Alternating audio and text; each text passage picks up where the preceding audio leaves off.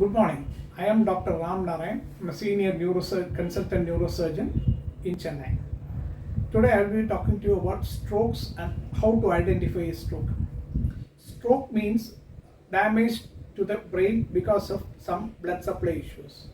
Strokes are of two types. One is called ischemic stroke, where there is a sudden loss of blood supply to the brain, or hemorrhagic stroke, where there is a bleeding into the brain. Ischemic strokes happen when one of the major blood vessels to the brain are blocked due to various conditions, including high cholesterol and things like that. Whereas bleeding happens when there is a damage to the wall of the blood vessel. Usually 80 to 85% is ischemic and about 10 to 15% is hemorrhagic.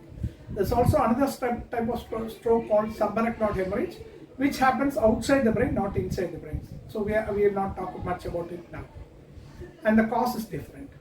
So what happens in a stroke is that the patient initially develops either severe headache or suddenly with a massive stroke. We have heard many stories where the patient is standing and arguing with somebody and suddenly he collapses. This is because when you are arguing, or a lot of strokes happen in the bathroom. That is when you are straining for your stools and all that. There's an increase in the pressure inside the brain, and this causes problems inside the brain. Either the blood vessel is blocked or it causes pain.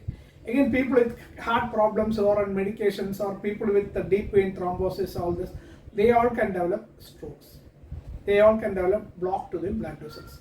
The strokes usually manifest suddenly one side of the angle of the mouth deviates, or suddenly people lose speech, or suddenly they find that they cannot move their hands or things like that.